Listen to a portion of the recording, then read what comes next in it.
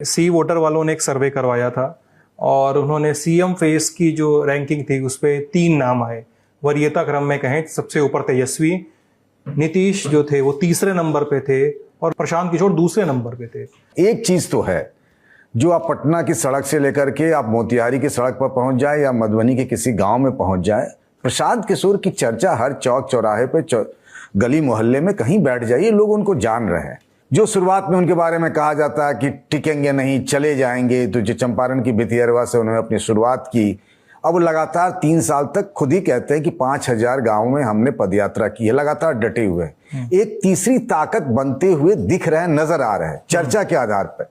क्योंकि अभी तक उनकी कोई परीक्षा नहीं हुई है, कोई चुनाव नहीं लड़ा जन स्वराज पार्टी ने, तो हम ये भी नहीं कह सकते कि क्या होगा नहीं होगा। लेकिन हाँ, एक जो आईबॉल्स के हिसाब से देखें और जो चौक चौराहे पे बातचीत होती है, प्रशांत किशोर एक ताकत बनकर नजर आ रहे हैं, इसमें कोई दो राय नहीं। मैं आपको ऐसी कई सारी कहानियां बता सकता हूं कि फलाने आईएएस के या फलाने डॉक्टर के, फलाने पढ़े लिखे लोग के, उनके छोटे भाई या किसी के नाते रिश्तेदार इन दिनों पिछली काफी समय से पटना में प्रशांत किशोर के लिए जोर आजमाइश कर रहे हैं। लेकिन प्रशांत किशोर के आसपास अगर किशोर कुमार मुन्ना जैसे 2-4 अपवाद को छोड़ दें तो कोई बहुत बड़ा जो पिछले कई सालों से पॉलिटिक्स में हो, रवा हो चुका हो, खपा हुआ हो, इस तरह के नेताओं की भीड़ मुझे नजर नहीं आती। उनके आसपास प्रोफेशनल्स दिखते, बिल्कुल कॉर्पोरेट स्टाइल में उनके सारे कार्यक्रम होते हैं, आपको उस तरीके से उनकी इमेजेस वगैरह आती दिखेगी। ये जो आप सर्वे कह रहे हैं सी वोटर की, जिसमें तेजस्वी यादव सबसे पहले नंबर पर, उसमें कोई चौंकाने वाली बात मुझे नहीं नजर आ रही है। लेकिन दूसरे नंबर पे प्रशांत किशोर का नाम मुझे काफी चौंकाने वाला लगता है कि प्रशांत किशोर एक मुख्यमंत्री चेहरे के तौर पर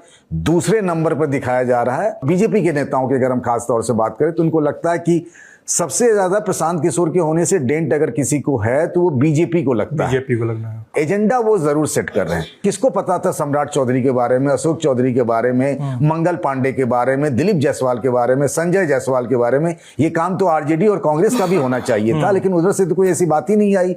ये सारे मुद्दे जितने भी हैं, पलायन से लेकर जिस मजबूती से हाल फिलहाल के दिनों में प्रशांत ने उठाया है, वो तो उनकी पार्टी और उनके नाम की चर्चा तो है।